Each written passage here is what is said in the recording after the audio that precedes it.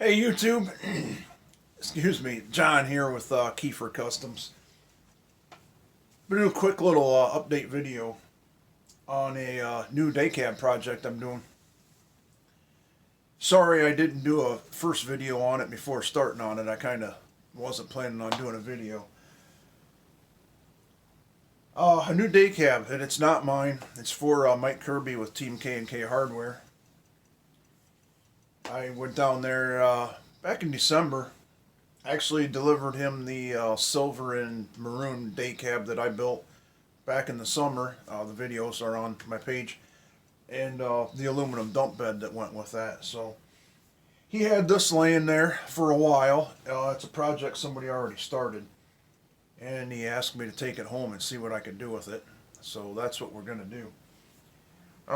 I'm not gonna spoil the theme, just in case that changes, but he has a theme. He knows what he wants.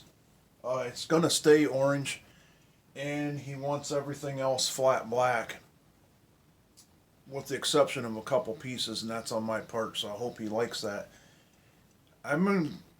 Think I'm going to change the camera around here a little bit, because we're not going to be able to keep... I don't need to be in the camera. I de-chromed everything that I didn't want chrome. I used purple power. I got it in a gallon jug at Walmart. I don't know, $4 or $5, $6 or something for. We're not focusing very good here. For the gallon jug of purple power, I put it in a 5-gallon bucket. It's kind of cool if you can see these. What happened here? The back rims were black plastic. The fronts were white.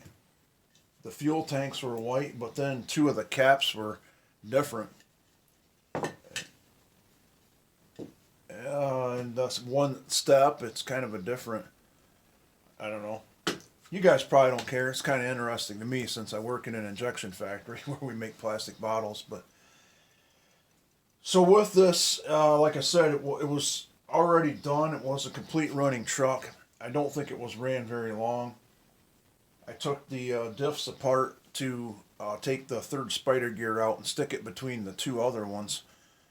And this truck wasn't run very long at all. I mean, it had very little use on it. Now, it did sit somewhere where it got some moisture to it, so we're got a little more cleanup to do. So I locked the diffs, re-greased everything, and that's done. I used Team KNK Hardware stainless steel screws through the whole thing where applicable, and he wants them painted flat black too, so that's why I assembled it. I'm going to take it apart in subsections when I paint it just to make sure I don't miss any parts. But the driver's side step, so it did not have the MFU unit in it, but whoever built it used that step, and I don't have a stock one to go with the other side. So shout out to Semi Joe's on eBay, and he has a online or web store. Super guy to deal with, and usually very quick shipping. I was able to get 2 parts trees with these on it, and I got 2 because they also come with a few other extra plastic parts that I need, like the chrome air cleaner cap. I'm going to detail the air cleaners flat black. The tube, I'll put a piece of the aluminum like refrigerant or ductwork tape that I use and make it look like a clamp. I shouldn't say this on camera, but I don't think Mike watches my channel. I think I'm going to paint the straps the orange of the truck, which probably isn't going to be this orange. I don't know what this orange is. It was already on there, and it has some issues. I don't know if the camera will pick this up, but they didn't do the greatest job on it. Mike also does not want fender blinkers on it. In fact, I don't think he wants lights in it at all, which I shouldn't show lights yet. So I need to fill those holes in. I did put a window in the back. It was a solid back and it didn't have a window. He wanted a window. So we did that for him. I guess I'll go right to the front. I think we're keeping stock bumpers. I don't know. Like I said, I de-chromed them. There's the rear. The half fenders or quarter fenders that are going to look great too. The rear mud flaps, this was, I think, a standard King Hauler kit, so it had the white ones, and they're kind of old and ugly. I have a brand new set of black ones, if he doesn't want to get, like, Kenworth logo ones.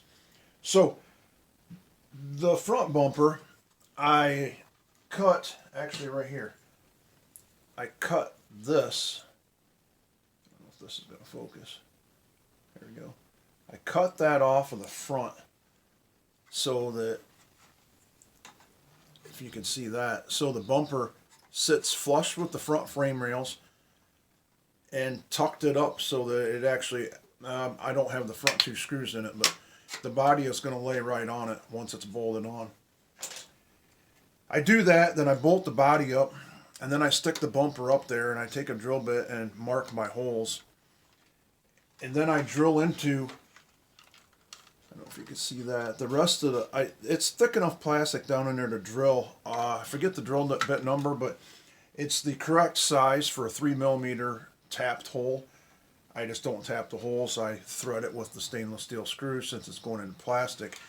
Now, because of how the bumper is inlet in there, because this piece actually should sit in the bumper and then they get nuts on the back, I put aluminum 3mm ID by 4mm thick spacers behind that bumper, Team KNK Hardware, so that once you tighten it up, it snugs the bumper up and won't suck it in farther.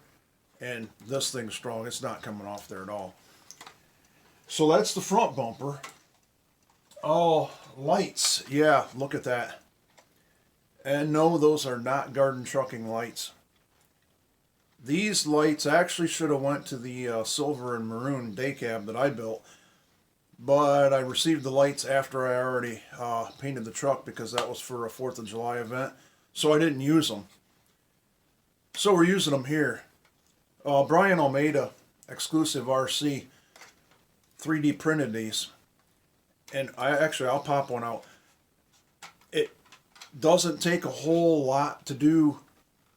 I used I don't have it right here, sanding drum on a Dremel to get them started until I can get these in.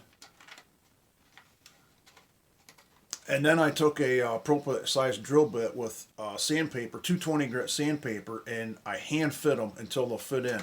So you look, they fit in there flush. I think, yeah, he tried using a chrome pen for the like bezel. I think these are going to be flat black. I think they're going to match what we have going on here because I want to keep the grill chrome. I have something special I'm going to do behind it. Once I get that done, I'm going to E6000 or Goop these lights in there. And like I said, I don't know if he wants lights on this or not. Oh, what else? Oh, I put a 55 turn RC 4-wheel drive crawler motor in it with a 9-tooth pinion. I think I mentioned the kit had ball bearings in it, so that was a plus. Oh, the stock fifth wheel attachment, we'll fancy that up a little bit somehow. Get this laid back on there. I'm probably missing something right now. I don't know. Because I was at Kirby's, the guy, his shop is like, he has everything RC. We're just gonna stick what is it, the AE2 speed controller in it. Nothing fancy. He does want the third channel. We will be able to shift this truck. Probably get, I don't have it yet, but I think I'm going to go with one of these Fly Sky FSI 6S, I believe. I like them because they already come with both centering sticks. They're not any more expensive than the regular. I don't have one close. Yeah, here we go. I use these Turnigies or Fly Skies, and they're just an i6. But then you need a centering stick for the throttle side. It's easy to do. But I like these radios. They're nice. And then it has a couple different, I think it has 3, no, maybe 2. Yeah, 2 3-position switches They said we won't. Well, we'll need the one on here for the shifting, but I like the back, and I don't think he wants a sound unit. But if you do, I put the sound unit on one of these buttons in the back. That way, it's easy to hit, and you don't have to mess around with it on the front. It's kind of cool. I don't know. Anyways, I like these radios. Oh, I think that's it for right now. Like I said, I have all. Well, I'm actually waiting for my Semi-Joe's order. Have a couple more parts I need to dechrome, and then I'm going to start priming. And I usually use an etching primer, and I've done this to all my builds. Well, that truck is stock. I didn't paint that chassis. I'll use the etching primer on everything, plastic and metal. And then, like I said, he wants this flat black. And then we'll find an orange. I'm probably going to try to get this orange off of this, either with soaking a bucket of alcohol, or I might take it to work and see if I can sandblast it. I've done that before too, believe it or not. Our sandblaster I can adjust down low enough to not hurt plastic and take paint off. So yeah, there it is. Team KNK Hardware King Hauler day cab build. So till the next video, we'll talk to you guys later.